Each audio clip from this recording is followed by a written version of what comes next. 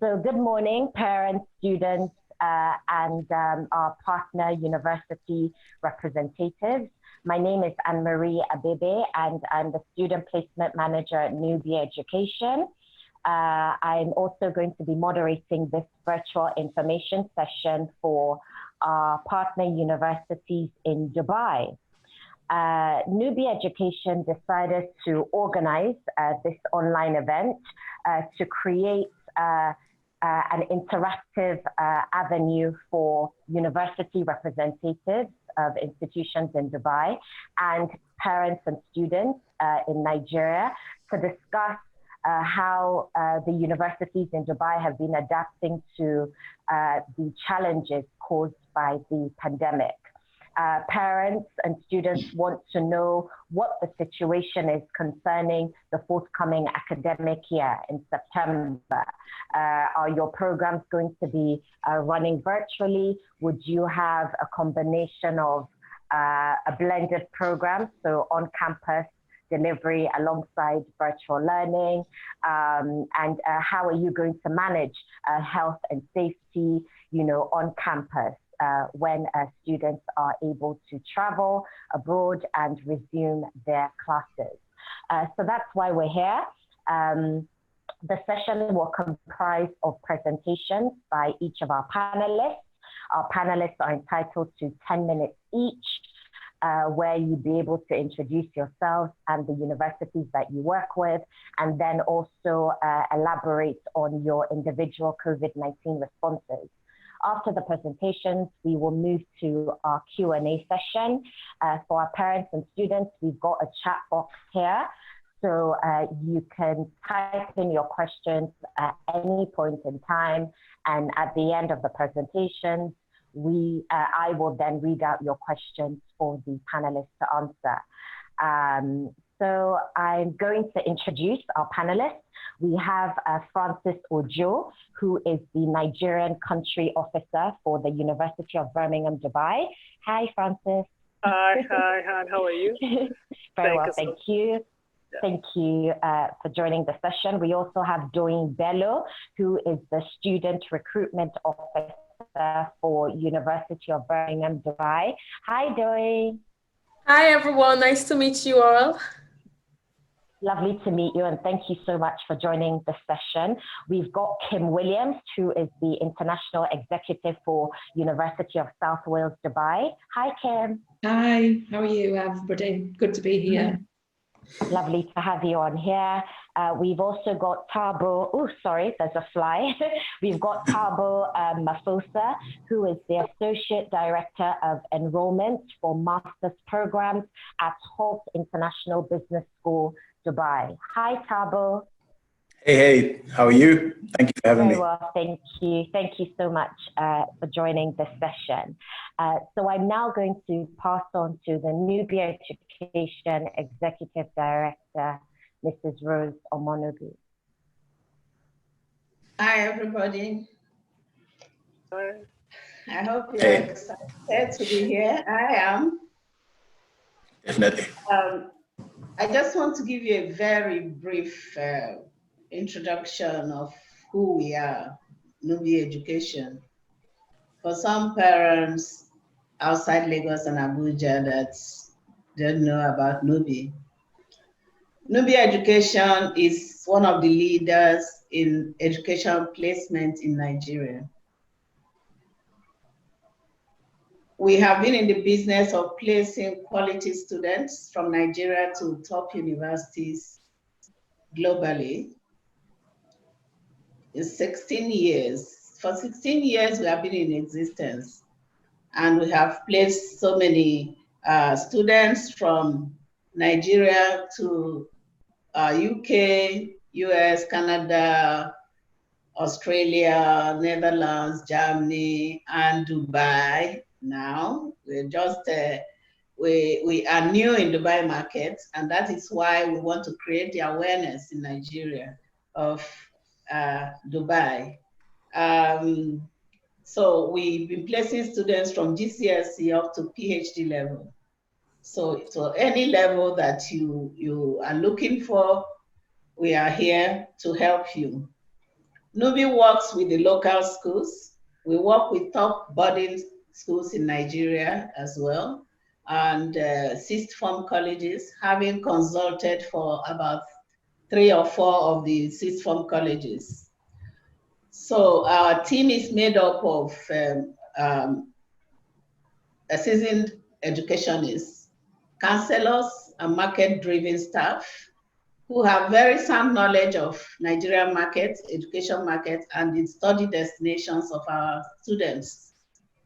There are many educational agencies in Nigeria, but we distinguish ourselves with the quality of counsel that we offer to parents, which has now created their, excuse me,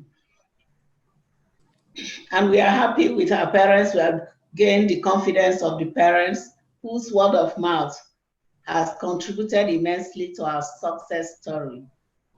We have been having webinars throughout this week. For Monday we had 2 sessions of UK boarding schools. On Tuesday, we had UK universities and North American universities.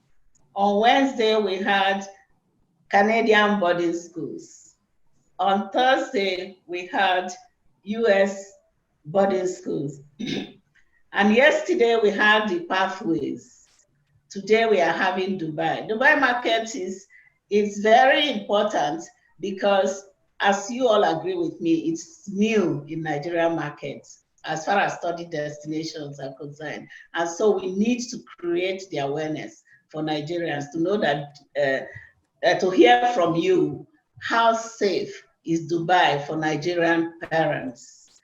You know, Nigerian parents, just like me, I am a parent and I'm a grandmother.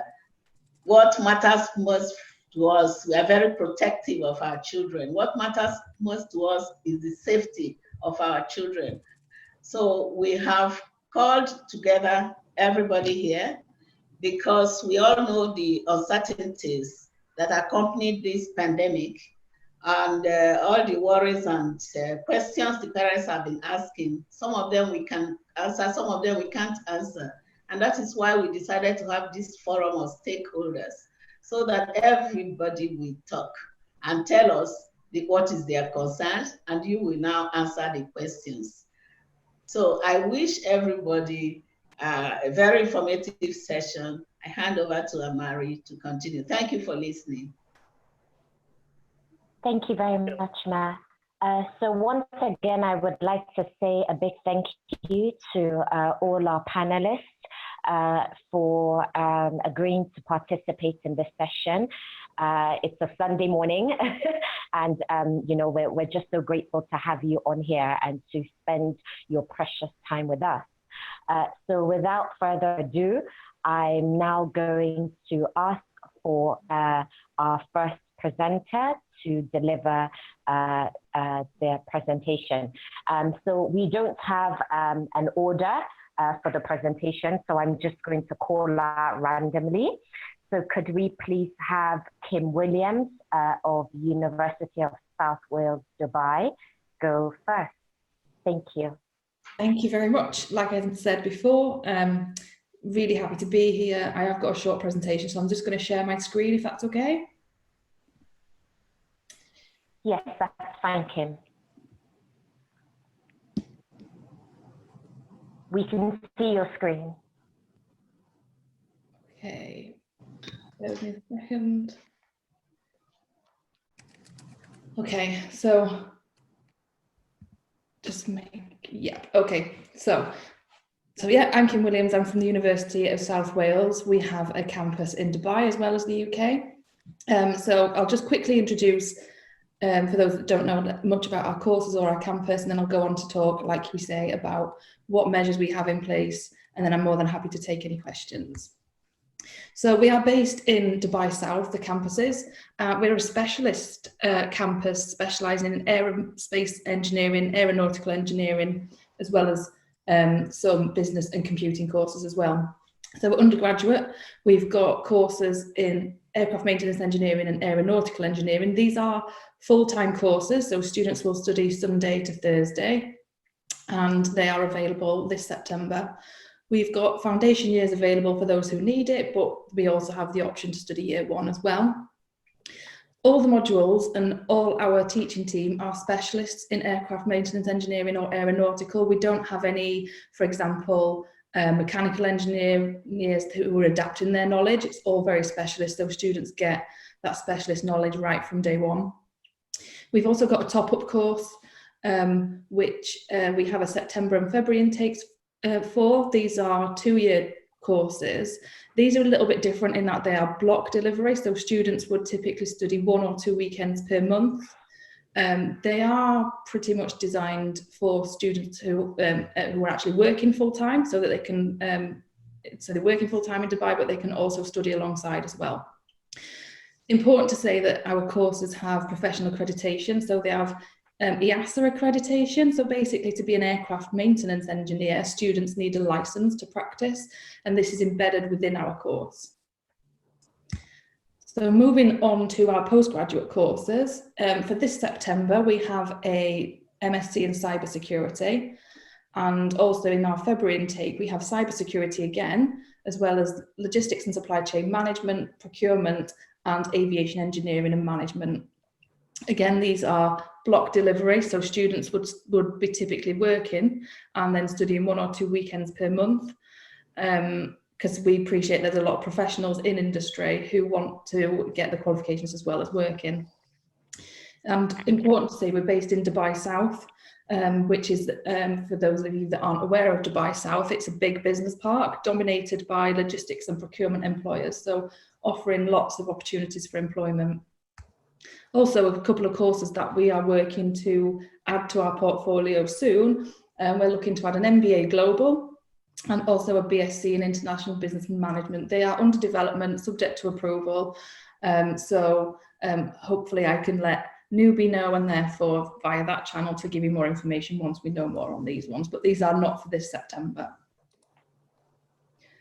So I'm actually based in the UK, even though I recruit to the University of South Wales in Dubai. So I'm reliant on information I've had from my colleagues. So if there is anybody Dubai based who wants to put me correct on this, that would be really appreciated.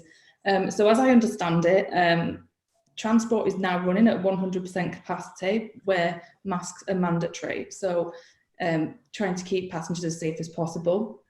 Like the UK, the UAE, I believe, is observing a social distancing of 2 meters rather than 1 meters. So the World Health Organization, I believe, and some other countries are asking to keep a distance of 1 meter. We're actually going that extra mile well, not mile, extra meter in Dubai to try and keep everybody, including our students, your children, absolutely safe. I have been informed this morning that the government employees are back working safely in the offices, which is good news, I believe, in terms of visas, getting student visas, because I know that they've been closed recently, but this we feel is definitely a positive step in terms of getting student visas for September. Also understands that many businesses are operating at 50% to allow for social distancing. So UAE and Dubai itself is taking this very seriously to keep everybody safe.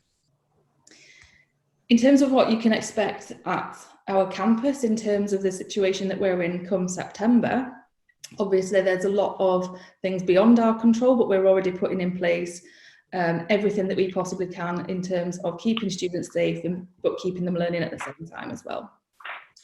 So this is, you will see a picture of Dubai South. This is a huge business park. Our campus is over 2 floors just here.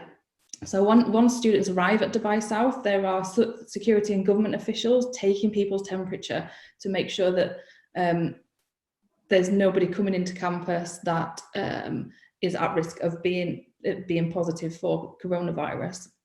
And there's also antibacterial tunnels as well, so that's an additional measure before students even get onto campus. Once students are on campus, we are cleaning and disinfecting the campus every day, but also every 2 hours we're cleaning and disinfecting door handles. to limit spread of any nasties really. We're also undertaking fogging periodically. This is a mechanical disinfectant spraying. So we've already done this a few times. There are other ones planned in, especially in the run up to enrolment. We have now started off by marking off workstations. So the desks and the computer labs, there will be one person per desk. There will be a one-way system to get to these desks and from these desks to allow social distancing of 2 meters. Like transport, masks will be mandatory on campus unless students are eating and drinking. And on the note of eating and drinking, we have a sustainable policy. However, safety is now priority for us in these strange times that we're living in. So we are using single-use cutlery and other items, again, to avoid the risk of spreading. We'd also, like most universities, I suspect, providing weekly reports on safety measures that we've got in place to UAE governments to reassure safety on campus. So hopefully, as you can see, we are taking the safety of students, whether that's the students themselves or your children, really, really seriously. We appreciate how concerning this could be. It's a big step to take to study internationally anyway, but also during this pandemic that we're currently in. So just please have this reassurance that we have the safety, health, well-being of our students as our utmost priority. So just a quick recap. I haven't gone into too much detail. Obviously, the focus has been on our response to COVID-19, but just to let you know that students at the University of South Wales Dubai get guaranteed scholarships of 20,000 dirhams, which is almost 30% of the tuition fee. This is specifically for students from Nigeria, and it applies to every year of study. We're based in the aviation hub of the Middle East, and the nature of our aerospace courses means that students, they can work whilst they're studying, but there's a vast employment opportunities during and after their studies. So if they're working in the aviation, studying in the aviation industry, they've got a really great opportunity to get employment within it.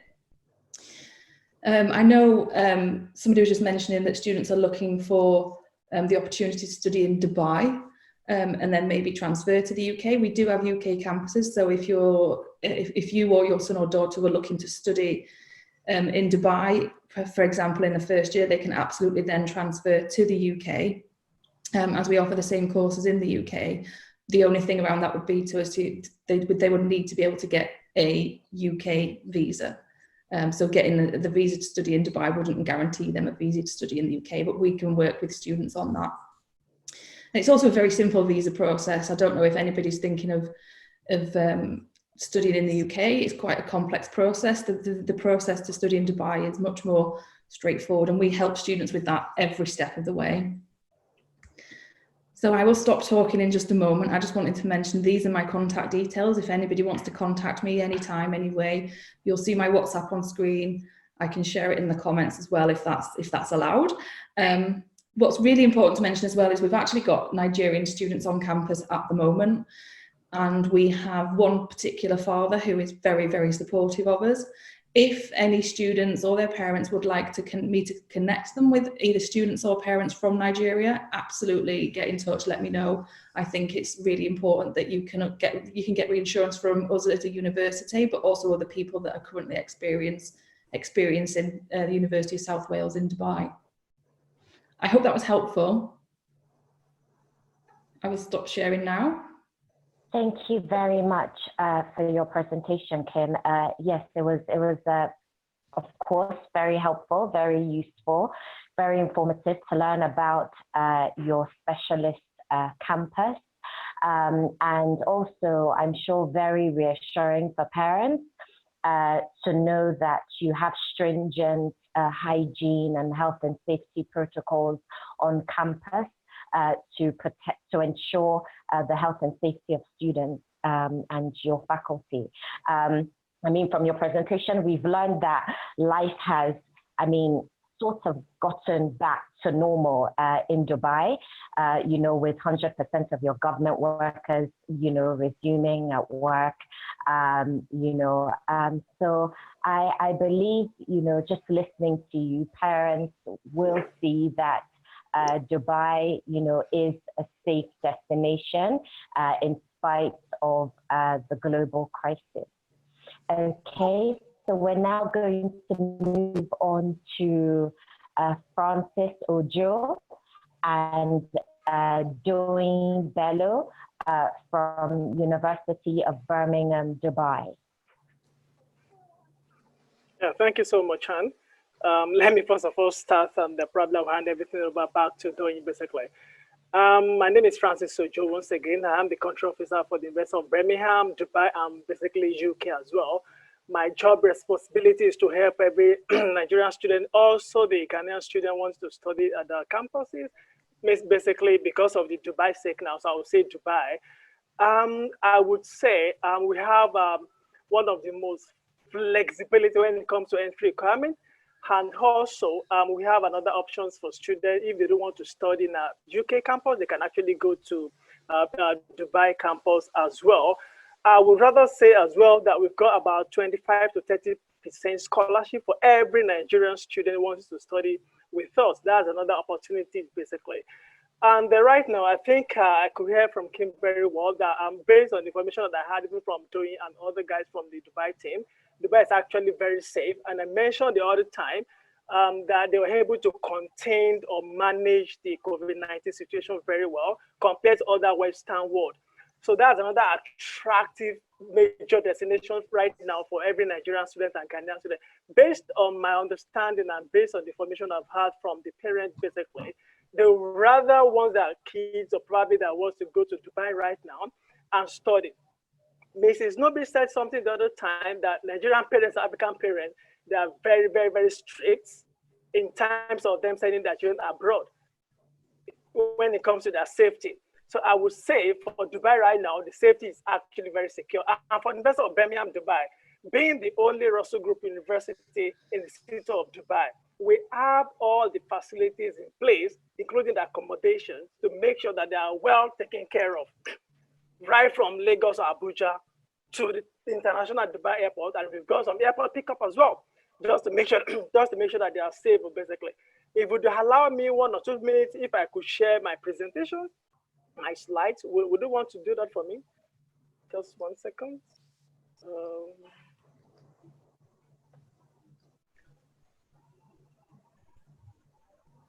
I hope you guys can see the slide, right? Not yet. Okay, just 1 second.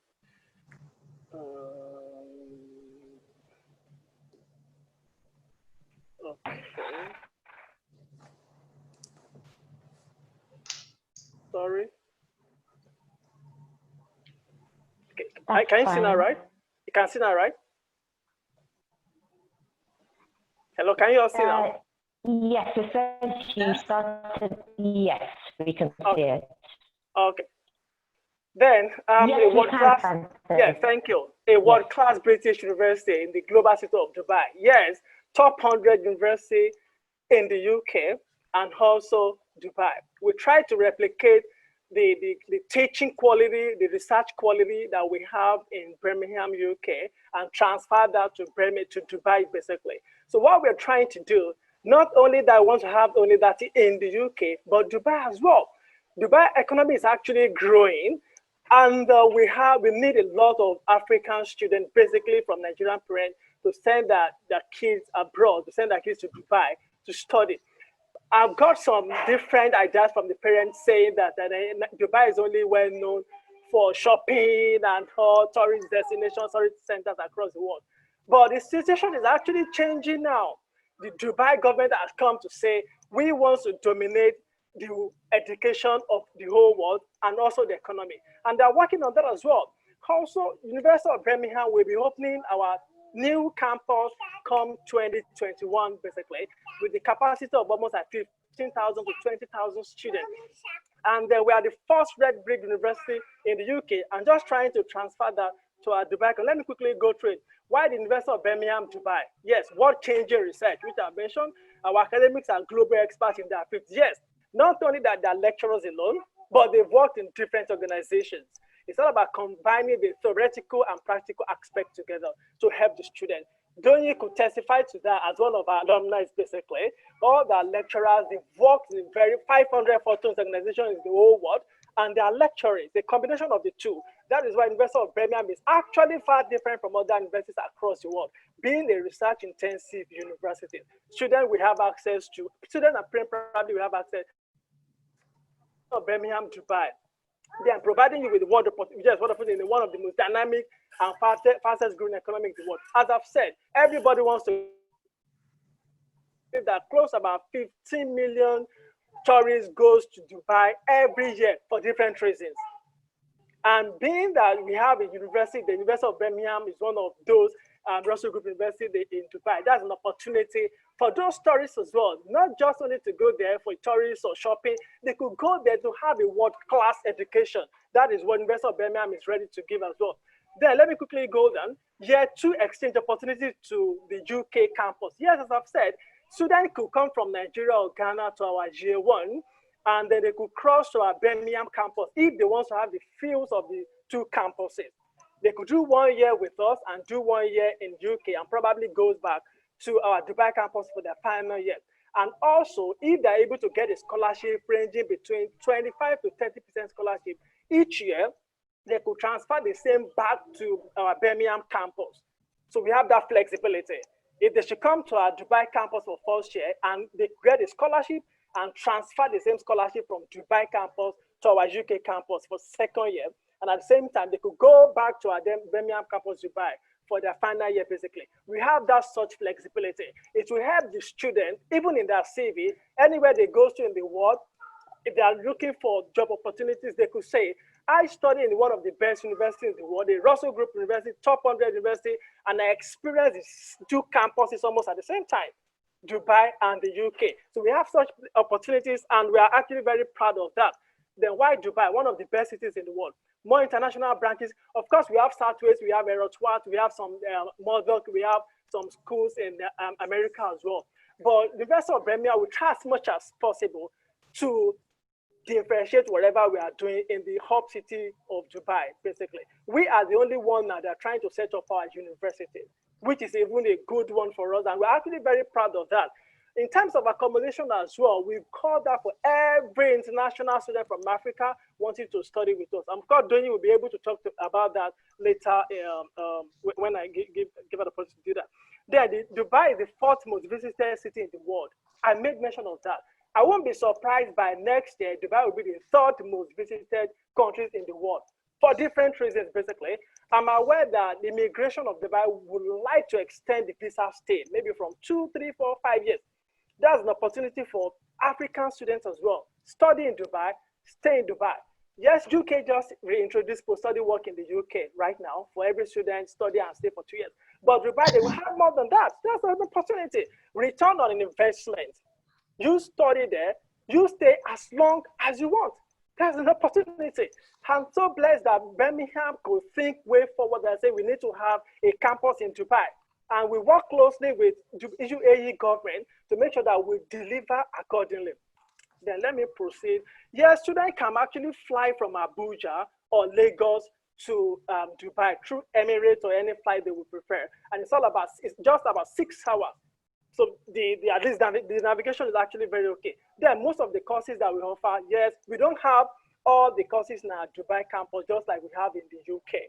But those ones that we have in our Dubai campus is as always good as the one we deliver in our UK as well. The business schools, we have business management, marketing and foundation. And the tuition fee, the parents should, by the time they see this tuition, they should not be so scared about the tuition because we've got a lot of scholarship that can complement our tuition fee. And another thing is student parents may compare that we have Erotwat, we have Southwest, we have Middlesex, Dubai, in Dubai. And their tuitions are actually very flexible, maybe affordable, or maybe compared to Dubai. Yes, if you are talking about the quality of teaching and research, of course, you wouldn't want to compare other universities with University of Birmingham, basically. So we try as much as to maintain the tuition fee and also complement it with a lot of discount as well, which I mentioned earlier. And for the MSc, we have international business. And Doyin, I'm sure you are one of the international first cohort of international business students as well.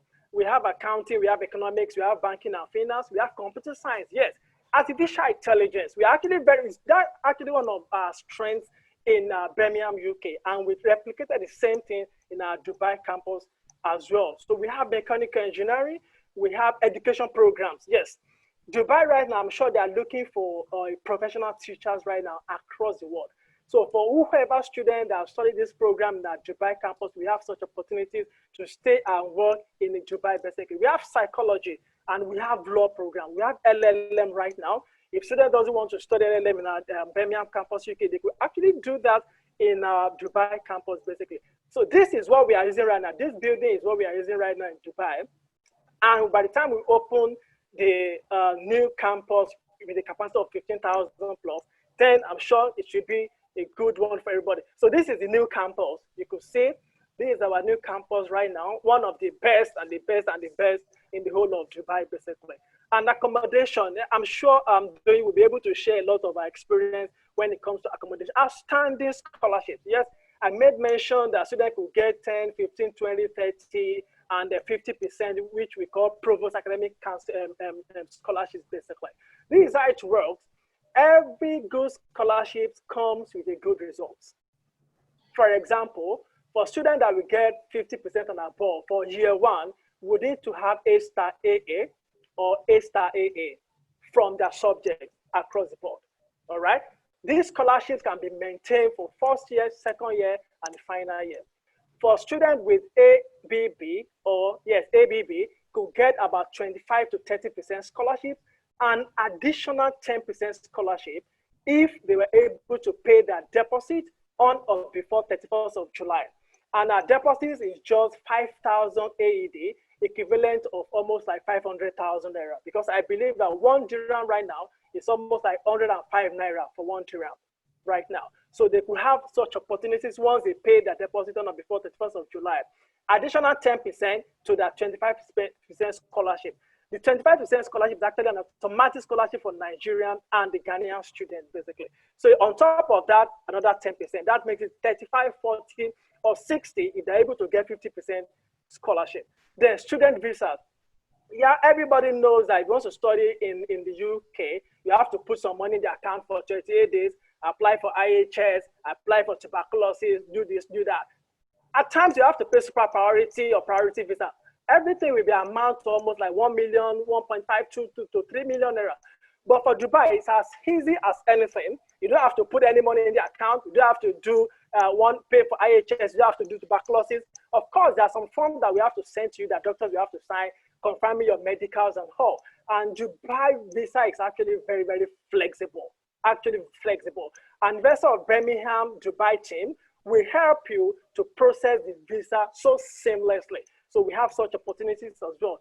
Then entry requirements across the board, we have almost the same entry requirement just like we have in the UK. For every student that wants to come to us for foundation, of course, we need 5 A's or 5 B's or combination of A and B's, because being a top university, we try as much as possible to maintain our standard. However, if they have the combination of credit, B's, and A's, we could still consider that. We call it a borderline result, and then we treat it case by case basis, basically. And for the masters, of course, they need to achieve a first class or 2-1, sometimes strong 2-2. We could accept that in our Dubai campus as well. Then for contacts, so I don't need to share this. I think Doyin may probably take it off from there, your experience, pick up the lecture, delivery, and all. I think Doyin, that would be okay, right? Yes, Francis, I just want to put up more clarifications and just add to what you've presented.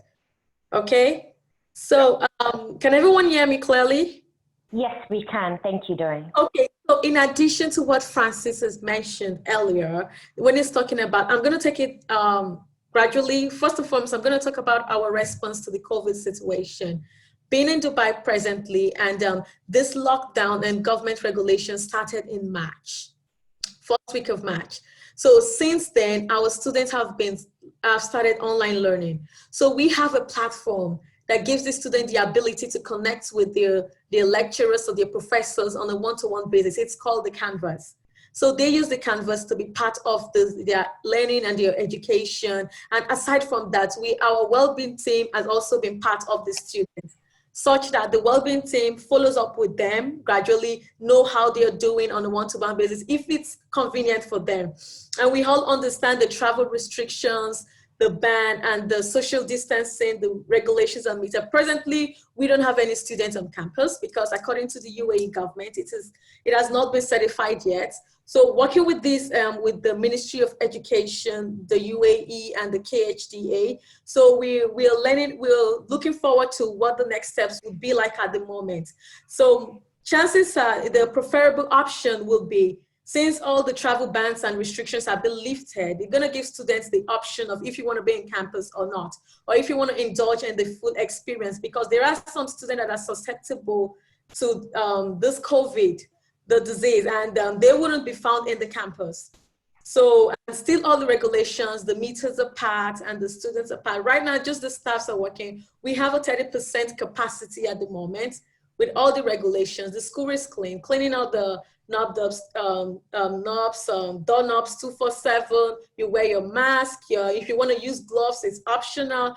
But in terms of the students, we haven't come to an agreed conclusion on their mode of delivery. From what I'm thinking and the regulations, it's going to be a 50-50 if you want to and if you don't want to. Same for staffs as well. But we are in the best interest of the students to give them the best service and quality of education as promised and as being at the University of Birmingham.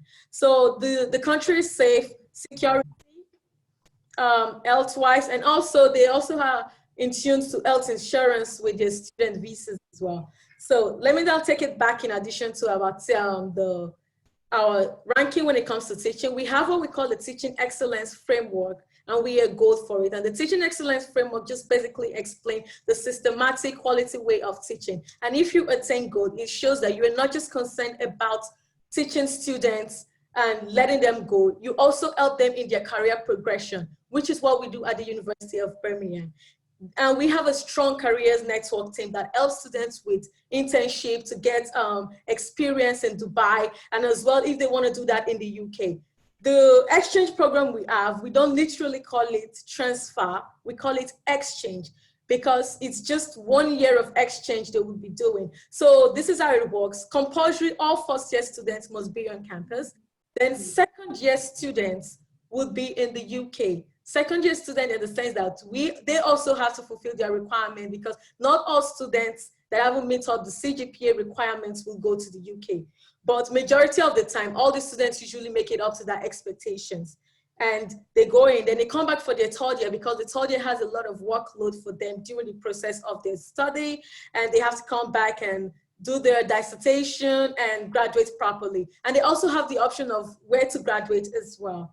So that's for the exchange and the teaching excellence. And for scholarships, so scholarship is based on merits. Like Francis already said it all. We have the merit scholarship, we have the advanced scholarship. So merit scholarship is just focused on your grades. So the higher your grades, the higher your scholarship. So yeah, I think that's that. If we have any other questions, just let me know in regards to that. Thank you very much, Francis and Doreen, for your presentations. As you rightly said, Francis, Dubai is more than its architectural beauty. We know that it's famous for being a cosmopolitan city, but we're also seeing that it offers globally recognized international institutions that deliver high quality education to students. And I think one particular thing that you touched on was on employment opportunities post-graduation. That is something that would be very exciting for students to know that the Dubai government is looking for high caliber graduates, to help boost the economy. So during the Q&A session, we would discuss more on, employment opportunities. Doreen, you also mentioned that you have a strong career support team, to assist with work placement and internship opportunities. Again, we will go into detail on that during the Q&A session. So thank you both for your presentations. If we could move on to Tabo from Hult International Business School, Dubai. All right. Can you guys hear me well? Yes, we can. Okay, fantastic. So thank you for the introduction. Like was mentioned initially, my name is Tabo Maposa. I am the Associate Director of Enrollment for our master's programs here at Hult. So I'm basically, I didn't prepare a PowerPoint, so I'll run through essentially these are the bare bones of the program. This is what you need to know. And this is our response as a school to COVID-19, just so that everybody has a very clear understanding and indication of the direction of which we are headed in as an institution. So firstly, Hult International Business School, as mentioned in the name, is a business school. So all of our courses are focused and centered around business. We don't really offer anything outside of business. So we have 4 campuses across the world. Essentially, the way people need to think about Hult is imagine, Lagos Business School, for example, except it wasn't this big school. You cut it up into 4 and you put it in different parts of Africa. That's essentially what Hult is on a global scale. So it's not just, there's the Dubai campus, so you graduate with a Dubai degree. You're just graduating with a master's degree or a bachelor's degree from Hult International Business School, period. So that brand, the name, it sticks. It doesn't really matter where you went to school, but in this particular context, it's the Dubai campus. And how is the Dubai campus different from the other ones? So all of our campuses the main home campuses are Boston, which is where it all started. So Boston, San Francisco, London, and Dubai. So those are the 4 home campuses. So those are the 4 home campuses that you'll be able to do a lot of our programs on. Our flagship program is the Masters of International Business. So this program is offered to our graduates who have 0 to 3 years of work experience. The maximum is 3 years, right? So that is the Masters of International Business. You need a accredited bachelor's degree from any institution. In this particular case, from any of the Nigerian universities, we accept the bachelor's degree so long as you've graduated successfully. And then obviously there's other requirements. You need an English waiver from your school. If your studies were conducted fully in English, we would require your school to confirm that your studies were conducted in English. We won't require a TOEFL exam unless when we assess you, we realize that you are struggling quite a lot with your English. Then it might be recommended for you to take a TOEFL exam. This is different, for example, if a student wanted to go to our UK campus, there is no workaround. You have to take a standardized English test if you're a Nigerian student going to the UK, whereas in Dubai, it's not forced. We don't force you unless we think it is something that you need to take if you're struggling with English. So the 2 programs that are offered mainly on the Dubai campus, as mentioned initially, are the Masters of International Business and the MBA, as well as our Executive MBA. So 3 programs rather can be taken fully on the Dubai campus. The difference between the International Business program and the MBA is pretty simple. It's the work experience. So the moment a student crosses the 3-year threshold, so if you have 3+ years of work experience, you're officially an MBA candidate. That's the biggest difference between international business and the MBA. In terms of the executive MBA, it's essentially our part-time MBA option. So if you're a Nigerian professional or any professional who really wants to study and do an MBA, but you just don't have the time, you can't leave home, then our executive MBA is your best option. What that would allow is for you to fly to Dubai for a long weekend. So Thursday, Friday, Saturday, Sunday, you'd be in Dubai to conduct your studies fully, and then you'd fly back home Sunday night and be back in the office. So essentially, there's a lot more details that go with the executive MBA in terms of the structure, but to keep things simple and to keep things moving, executive MBA part-time, MBA full-time, and then MIB as well full-time. So we have 2 full-time programs that run in Dubai, as well as 1 part-time MBA program. We do have 1 fully virtual MBA that just has been launched, like literally it's about 2 months old. And that's for the students that literally cannot afford to even leave the country. You do have that option to do your MBA fully from the comfort of your home. The other part that I wanted to get into is, well, we have different master's programs. We have the Masters of International Marketing, we have the Masters of Finance, and the Masters of Business Analytics. These masters, however, have special homes. So for example, marketing is only offered in London and Boston. Finance is only offered in Boston, and business analytics is only offered in Boston and San Francisco. So if we had a student who wanted to do both, right? Because we have a dual degree program. So if you wanted to take advantage of all the other programs and do international business, you can fly to Dubai, complete your studies in Dubai for your MIB or your MBA, and then do any of our specialized programs. So for example, finance would be your secondary masters. So you would be in Dubai for the first year.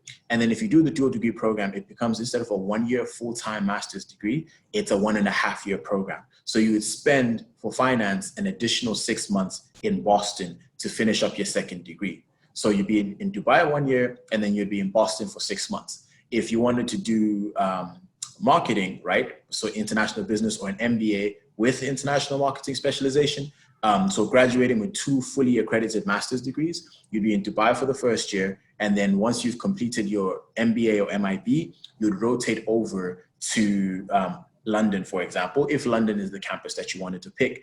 Basically, the reason why we have our dual degree and why it's such a successful program is you need to stand out. We want our students to stand out in the job market. We want them to first understand what business is. And that's why for us, we're a business school, but we accept students from any educational background. Whether you studied education, whether you studied English, whether you studied medicine, dentistry, law, it doesn't matter. We will accept your degree, because essentially if you're doing an international business or you're doing the MBA, it will basically put you into that world. We will teach you the basics and the complexities of business. So that base will be built literally right from the beginning all the way to the end.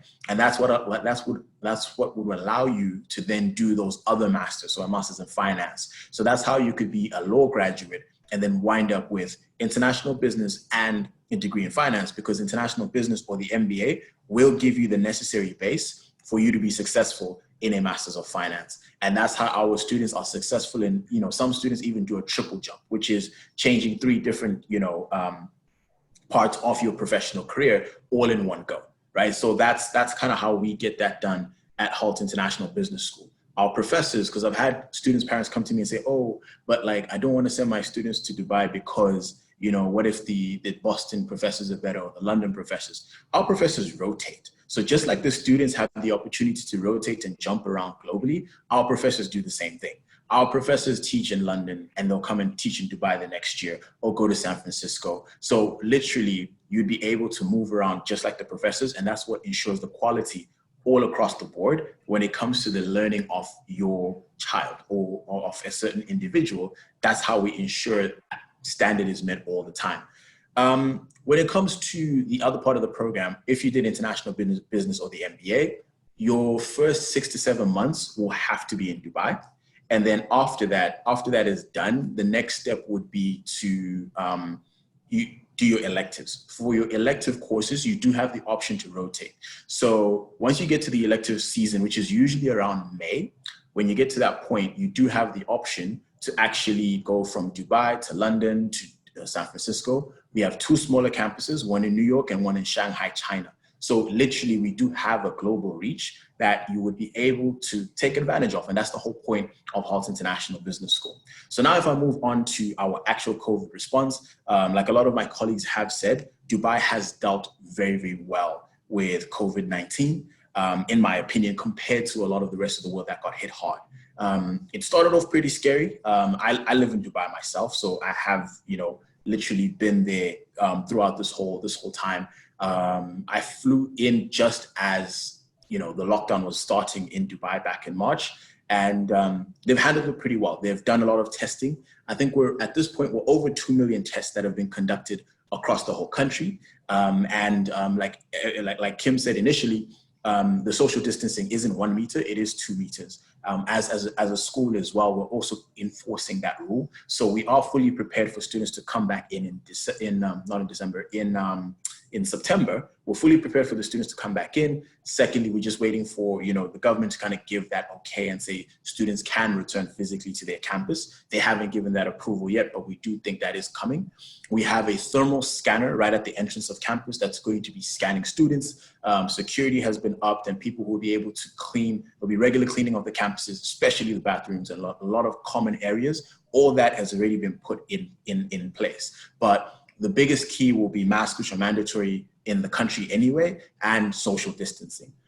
Some classes typically would have, so like for last year, would have students up to, 40 or 50 students in a classroom. Those classes obviously will have to be cut down. So we will rotate students in a way that will keep the numbers and still be able to social distance very, very safely and following regulations, making sure everybody is comfortable, because our biggest priority at this point is the safety measures.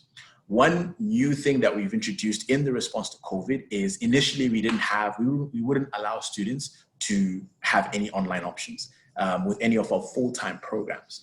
We've introduced this concept called limitless learning. And what limitless learning allows is, we know that 100% for students going to America, even Dubai or any other campuses that we offer, there will be a delay in terms of getting your visas. Embassies are still closed in Nigeria, to my knowledge, and they're still trying to figure that out in terms of when visas will be issued out.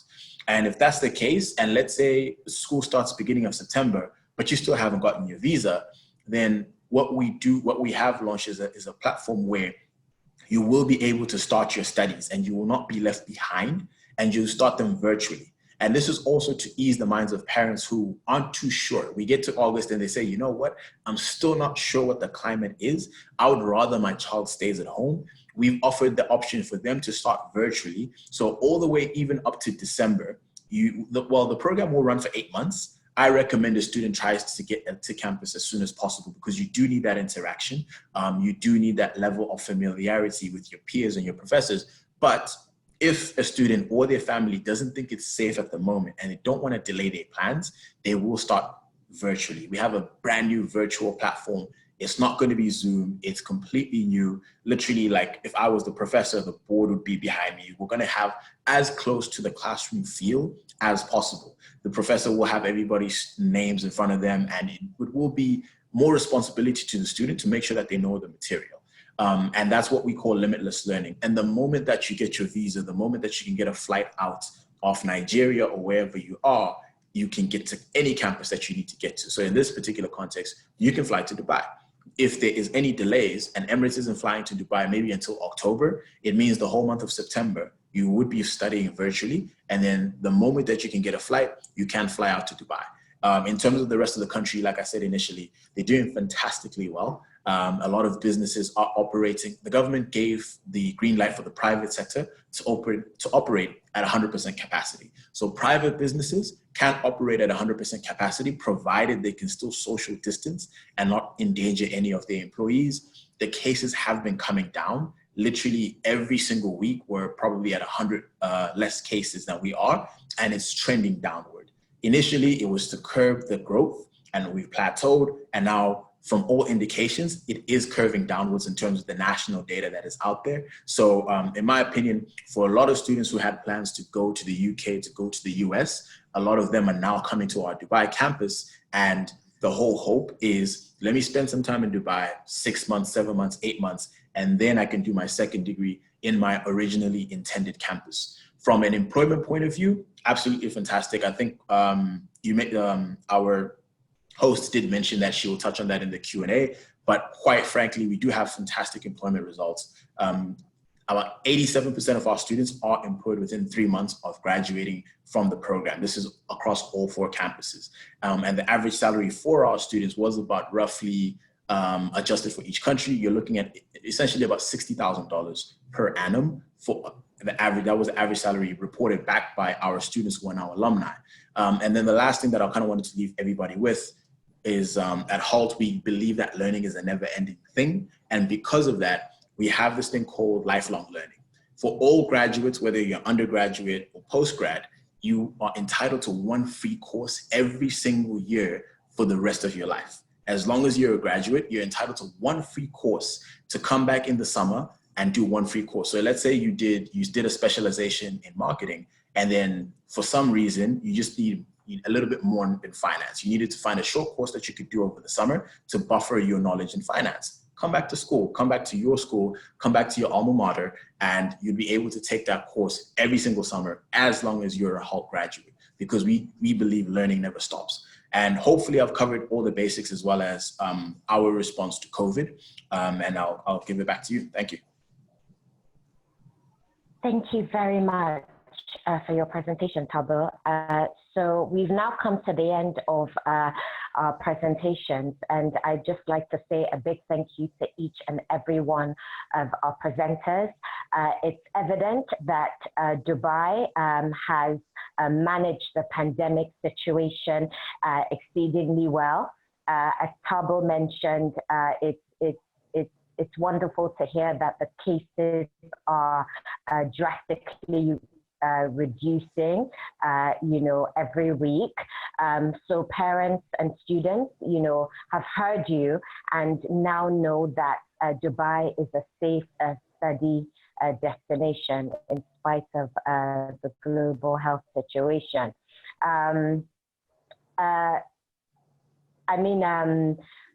From everything each of the presenters have said, we know that your institutions are committed to delivering high quality specialist knowledge and academic expertise in their field. Students will receive, the level of education that students will receive at your institutions in Dubai is on par with Western standards. So Dubai education really is a fantastic option for families to consider. We know that you all have a strong health and safety protocols in place with your temperature checks, when students come in, regular cleaning and sanitizing of surfaces, you're adhering to social distancing protocols. So we've all learned and heard from you that Dubai universities are really a great option at the moment. Okay, so if we could now move on to our Q&A session. So just some house rules. The questions are for each and every one of the panelists to answer. So, when I read out a question, you could just shout out and say, okay, I'll handle this, So I'm not directing them at any panelist in particular. Okay. So the first question is with regards to, the job market in Dubai. Could we please have one or two of the panelists just elaborate on the career support that you provide your students? So how do you assist your students with a job application? Yes, so if anyone or two could take that question. I'm happy to respond if that's all right. In terms, obviously what we offer at University of South Wales Dubai is very specialist, but if we do have anybody interested in aircraft maintenance engineering, for example, they get, as part of their course, guaranteed work placement during years 1 and 2. This allows them exposure at every single point throughout their course with employers. So as well as developing their own networks as well through their guaranteed work placements on aircraft maintenance engineering, they also can tap into our expert networks that we've got through our academics. So every opportunity we give students the exposure to employers that they need to help them get the experience that they want when they finish, to help them get a job. We understand that the ultimate goal for a student studying is to get a job at the end of it. So we're there to help them all the way through the course, but also once they've graduated, we have a career service that helps them to do that. Yeah, over to somebody else. Yeah, so I just want to add, make an addition. Yes, we have a very strong career service network, not just in the Dubai campus, but also in the UK campus as well.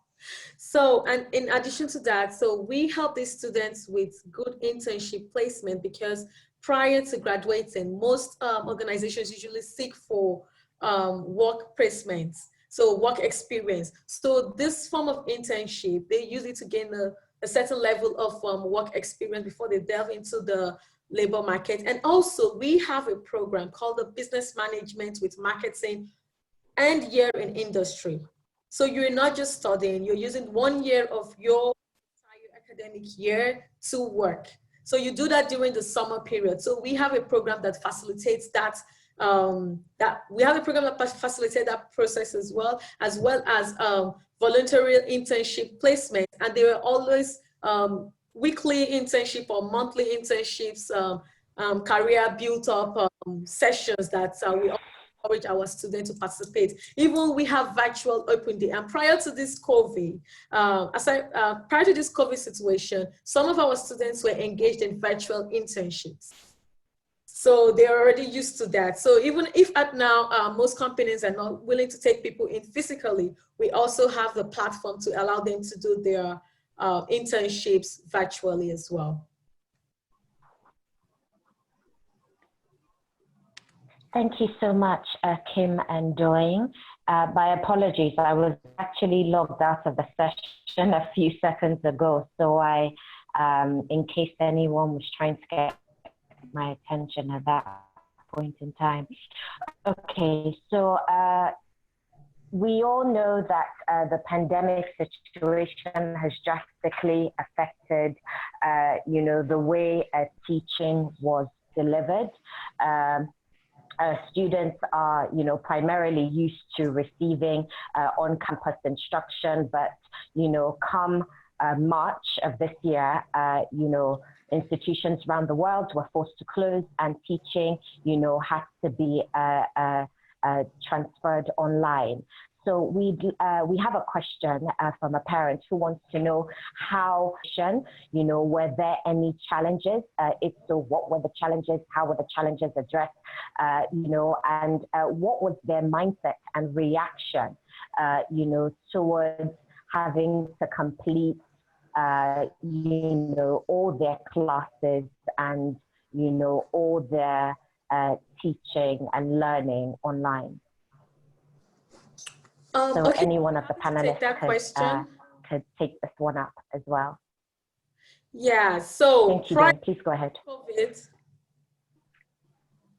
Prior to the COVID situation, the University of Birmingham have also not just engaged our students in physical classroom, but online as well.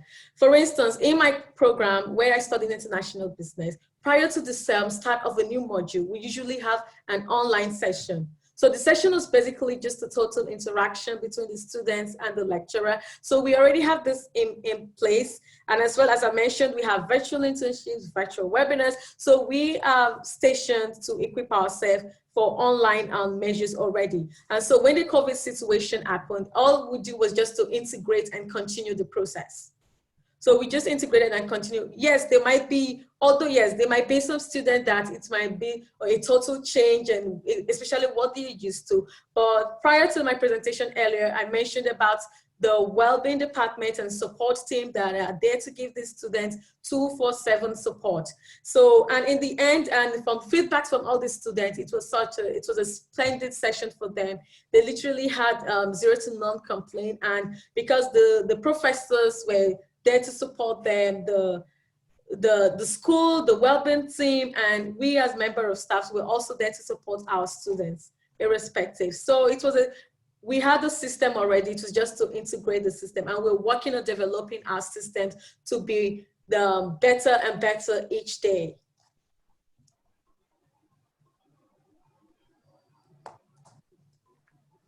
Thank you very much, Joan. So still on the subject of virtual learning, we know that, oh, sorry, Tabo, please go on. Yes. All right, perfect, thank you. Hello? I think you have a bit of a lag, but it's all good. When it comes to the way we kind of went with the approach and the response to students going online, I think, to be honest, the students who were already studying since last September, they had it rough, because obviously if you apply to any school, you didn't really have that, especially with us who didn't really offer our programs online. That's nothing that they kind of were looking for. So for our particular students, it was one of those things where we had to rapidly make sure that they're able to continue their studies and we get them. And the great thing is that they were in March. So a lot of their core courses had been completed.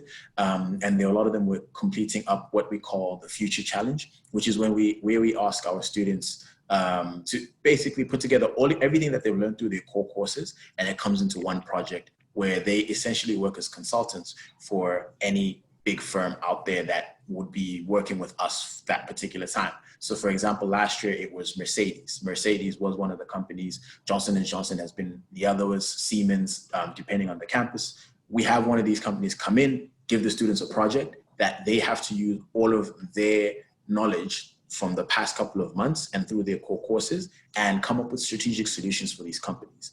And moving that the communication and contact and all of a sudden being on Zoom, it was a difficult adjustment. But what we did find in the data about 2 or 3 weeks ago when we conducted student satisfaction was pretty good.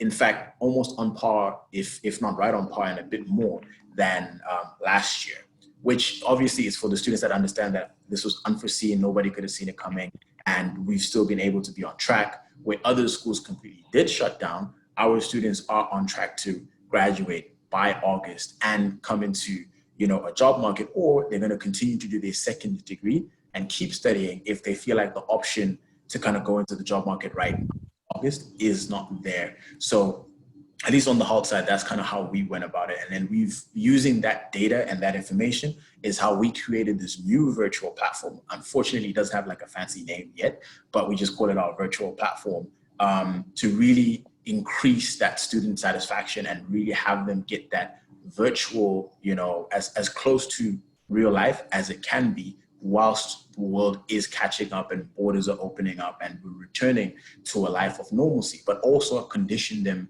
and have them understand that this is going to be part of our new normal now. Like Zoom calls and a lot of these other things are going to be a part of our new normal, because as a society, we've adjusted. And, this is where we are right now. It's not going to be fully what we had before. And that's a good thing.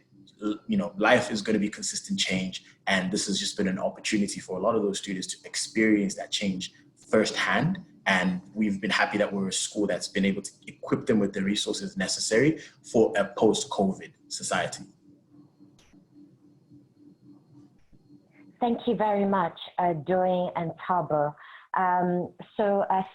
Still on the subject of virtual learning, like we all know that the city of Dubai is a very multicultural city.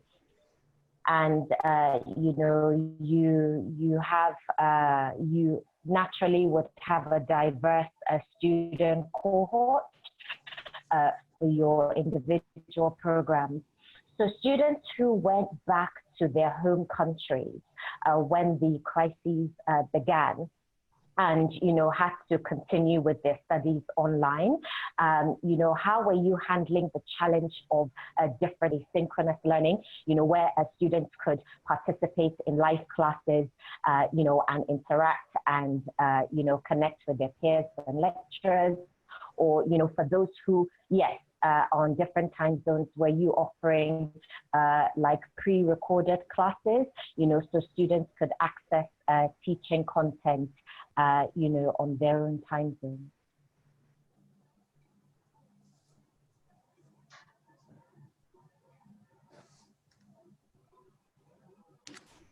Okay, I guess I'll take that again. At Hult, what we did was essentially, literally, the only option was Zoom. When everything happened, not a lot of people were prepared. The schools that already had a digital platform and online service, they were already ripe and ready for it. For us, it was something that we had 1 or 2 courses that could have been taken online, but it was very, very small, very niche. So with our particular way, we just went straight with live Zoom calls, kind of like this, where the professor would continue teaching like it was the classroom, and students would tune in. Zoom calls, as you know, are recordable. So, you know, students would have access to those recordings in case, but a lot of the learning tried to be emulated through Zoom with the professor and the students joining on. The students that did choose to go home, back to their home countries, unfortunately did have to keep up with their time zones. So I know 1 or 2 students that flew from Boston to South Africa, for example, and that Boston-South Africa time difference is a bit large. But because they had just recently flown back, they were able to kind of keep up with that time zone, and now they've adapted and they've adjusted to have at least, you know, classes have been moved around a little bit to accommodate students in different time zones. But for this upcoming year, it's definitely going to be a whole lot better because we've learned what worked and what didn't work through these past couple of months.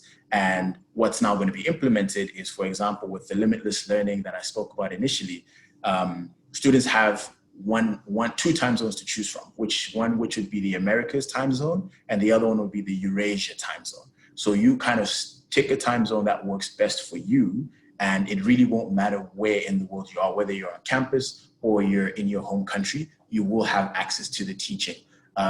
With students based in Nigeria coming to Dubai, it is a lot easier because the time difference is about 3 hours. So that one wouldn't be too much of an adjustment.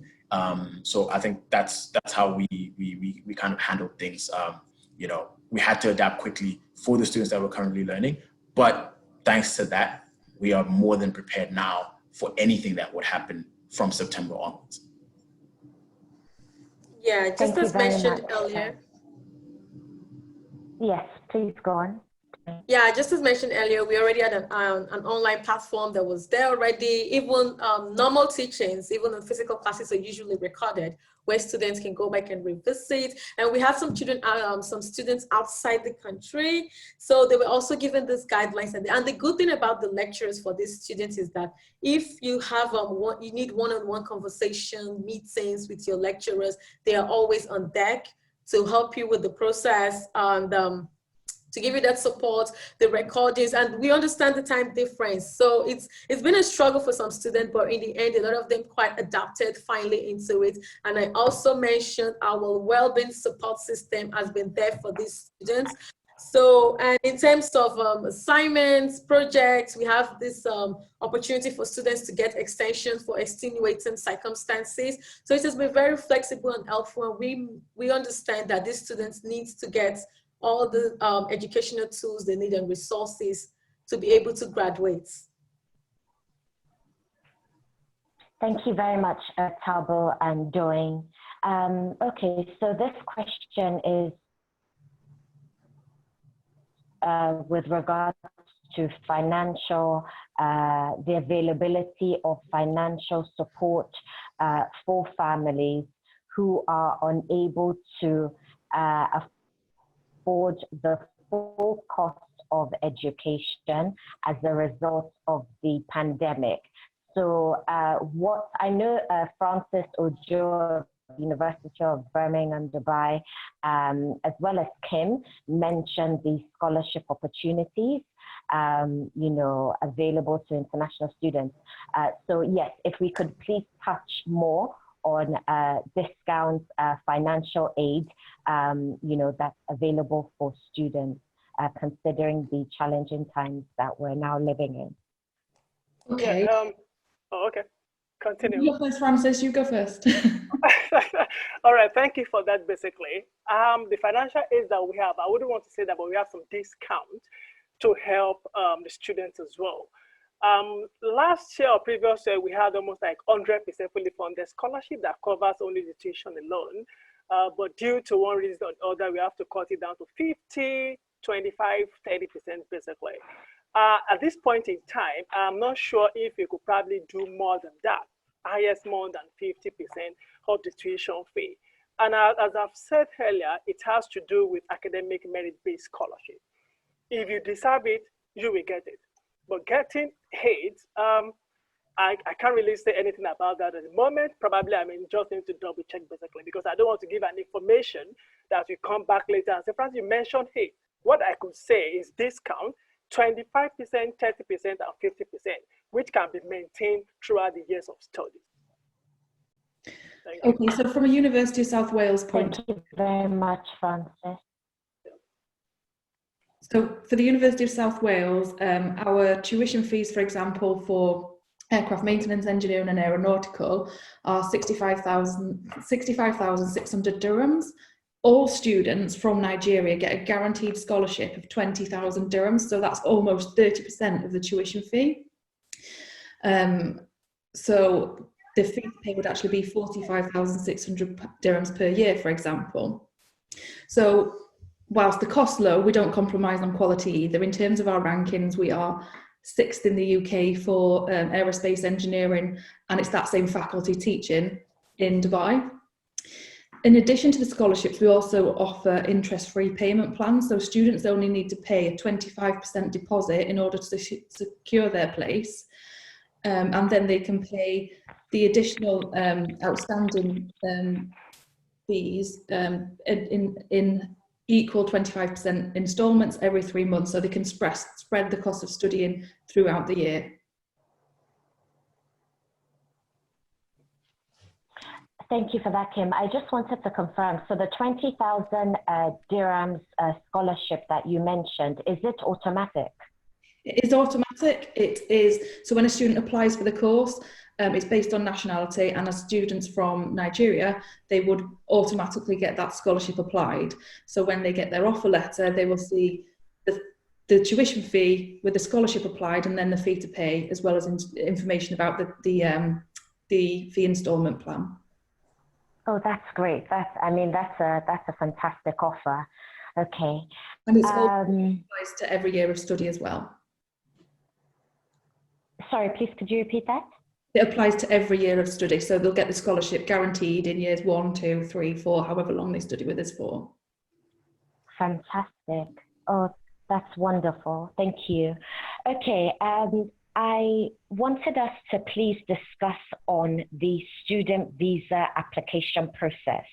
You know, so yes, we're very familiar with the UK and US visa application process, but you know, what is the procedure like, you know, for Dubai student visas?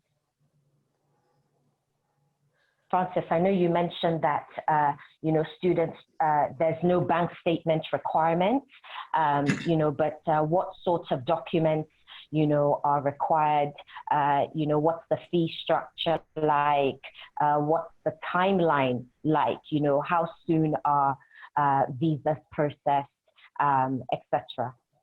Yeah, thank you so much for that. For the visa application, basically for the University of Birmingham, Dubai, once the students pay that deposit on or before 31st of July, we confirm the payment, all right, and we send them an evidence of payment receipt. And we send them some particular forms to fill, like kind of this application form. And the Immigration Dubai team will process their visa, and that takes between 5 days, 10 days, or 15 days, depending on the time, depending on what happens around at that point in time.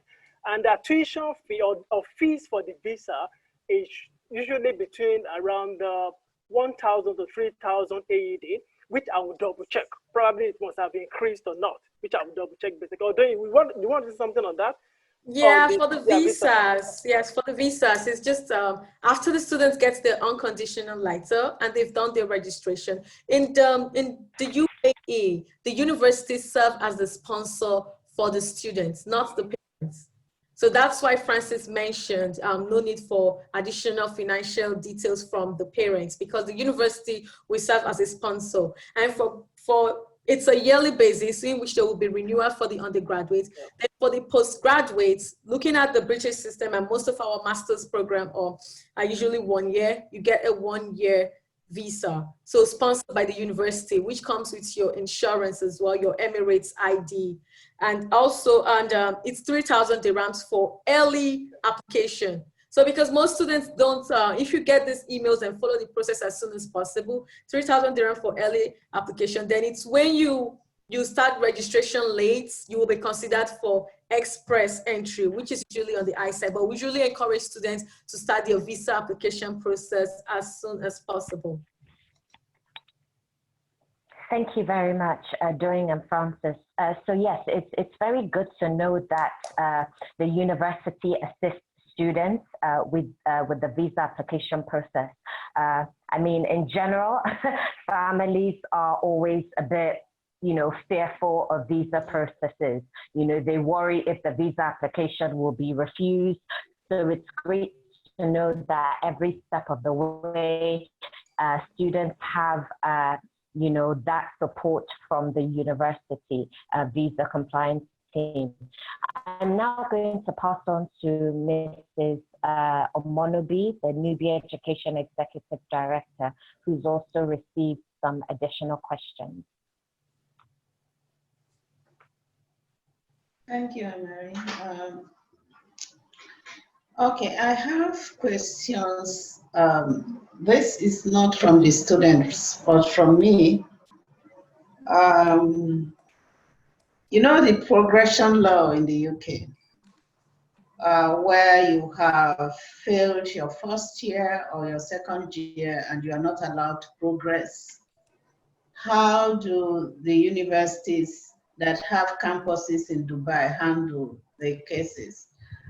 For example, you had someone who had failed first year or second year and want to repeat, but can't repeat in the UK. How do you handle it?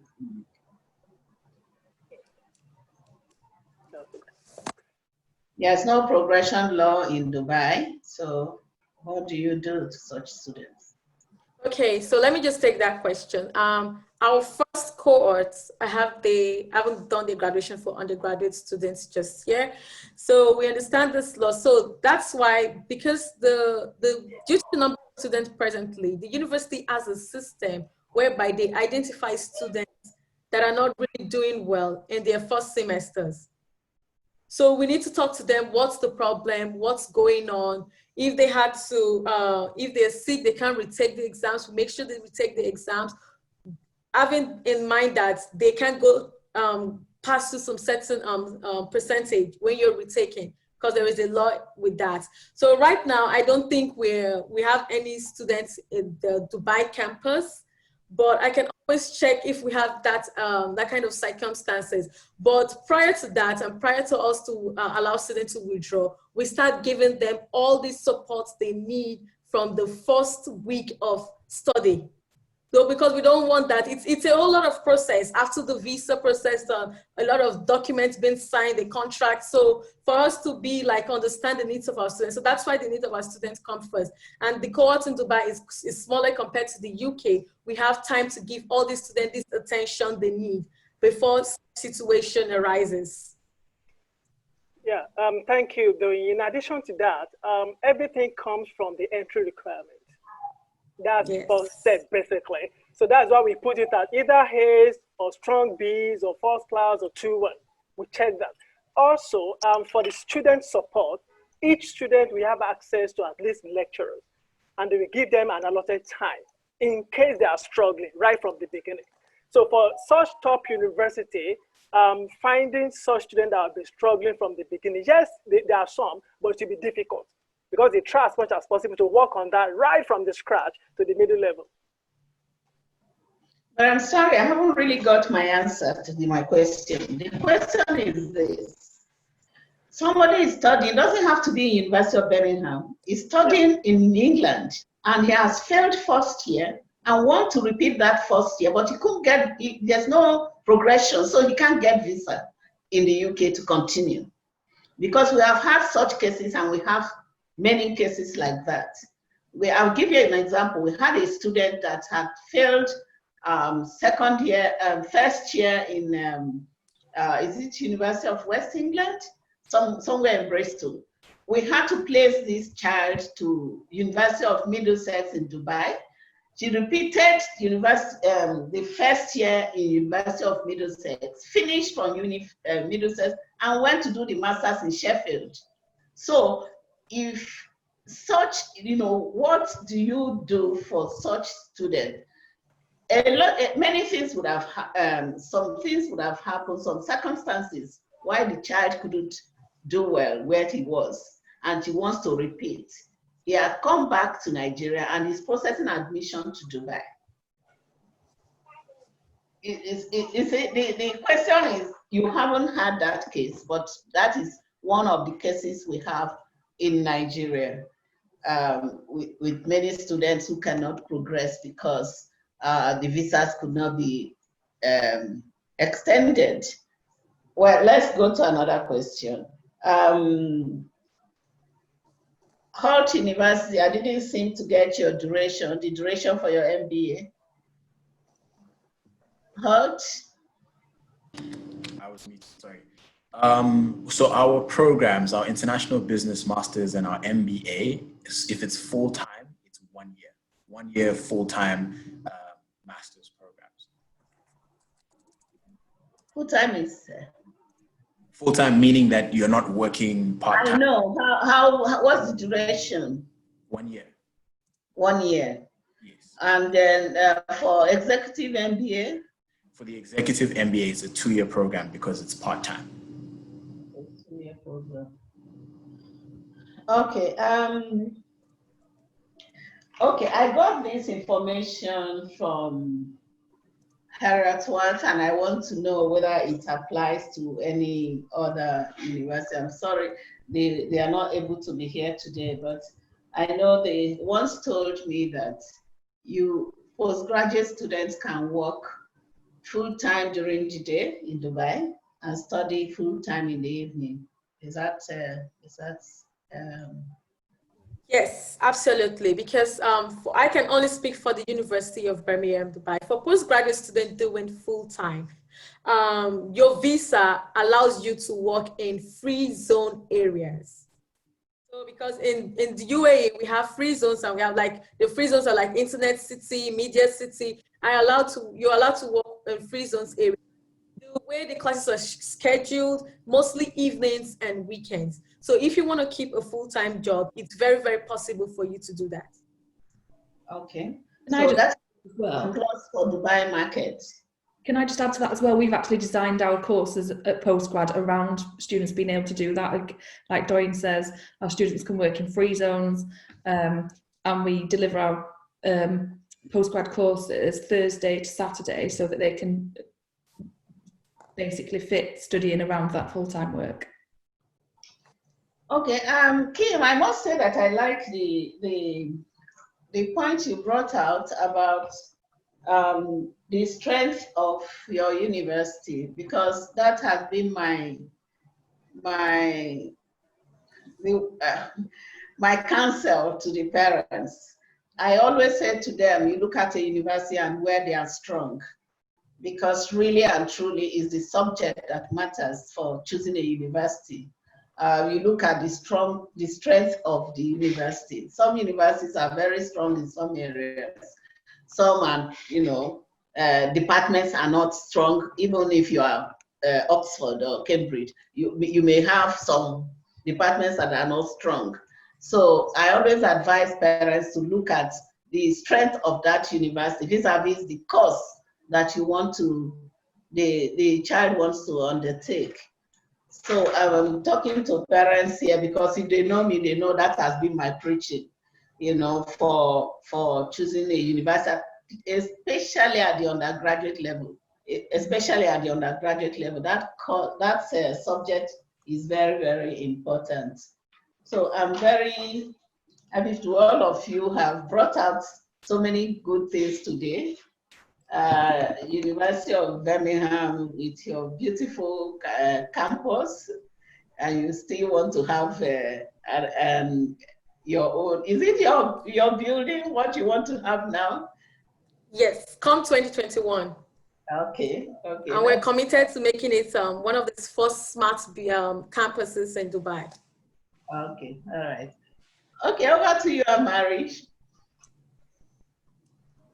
Thank you very much, Ma. So we've now come to the end of our virtual information session, and I would like to say a big thank you to our parents and students who have joined in the session, and to our wonderful panelists who delivered in-depth presentations and have provided us with insights into the measures you have in place come when your institutions are able to resume face-to-face classes.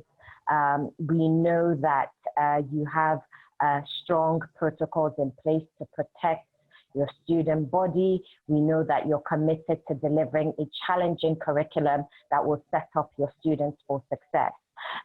We also know that you have various scholarship opportunities in place to assist with families who are not able to, whose financial ability have been impacted as a result of the pandemic. Thank you very much for your time. Thank you for agreeing to attend this session on a Sunday, and we do not take your time for granted. So have a wonderful afternoon, and we know we would all come out of this situation stronger and better. I'm so sorry, one last thing, just to let our parents and students know that we have been recording this virtual information session from the beginning. So we will email the recording to all individuals who registered to attend the session and could not attend, and also to those who logged in to the session. And if you would like to have one-on-one discussions with any one of the panelists, please just go on to www.newbieeducation.com, which has our staff contact details. Send us an email, give us a phone call, and we will be more than happy to put you in touch with any one of the representatives who participated in this session. And you've all heard Dubai is a safe destination. It's got fantastic opportunities career-wise, education-wise. So please keep those applications coming in. Thank you very much, and have a wonderful day. Just 1 minute before you go, please. Oh, sorry, Francis. Yes, thank you. Just got a text message. Yes, I received text message from parents right now, like different parents right now, asking me almost 10 questions around WAEC and what if they didn't have the final result right now? Are we still going to process the admissions? Yes. I think by next month, WAEC should be able to write the final exam, 13th of July. All right. And for the exit student, university exit student, final year student, and what have you, what we need to do, we just need to have their student copy of their transcript or any other document that they have. We could process that right now, give them an offer while waiting for the final result. For SSC student now, we could still probably accept the mock result or SS1 transcript of 3, process the admission, give them conditional offer while waiting for the final result, basically. So if the parents are here listening right now, so that's the information. I just got the text message right now, and it's possible. That one won't delay the applications for no reason. We are going to process it and give them an offer, as long as the transcript is sufficiently strong enough. That's fantastic. It's great to know that students will receive provisional acceptance, and the postponement of, WAEC examinations or even closure of universities where students are not able to receive academic references or they're not able to receive their transcripts. It's great to know that this will not impact the application process. I think somebody wanted to add to that. Sorry? Okay, so the last thing is just to let parents know, I just want to say thank you to FCMB, who is our sponsor to this event. And they have sponsored this all through marketing this program. They contributed about 60% of our marketing campaign to parents and students. So we will just want to take this opportunity to say thank you to FCMB, and also to let parents know that if you can actually have financial assistance from FCMB if you have very good job and very good income and you cannot pay your fees upfront. You can go to FCMB and somebody will be able to help you. And also they have so many products. There are some, if you want to fly Virgin Atlantic, they have student reduction in their tickets for up to 25% discount. So I think they have a huge product for students. So if you are a student or you're a parent and you fit into this category, please go to FCMB of SCMB that is near you and make the inquiries. Thank you very much, everybody, for listening. Thank you very much, everyone. Bye. Have a wonderful afternoon. Bye. Bye. Thank you. Bye-bye. Bye. Thank you so much. Bye, Francis. Bye, Doreen. Bye, Kim. Bye, Tabo. Thank you. Bye. Bye.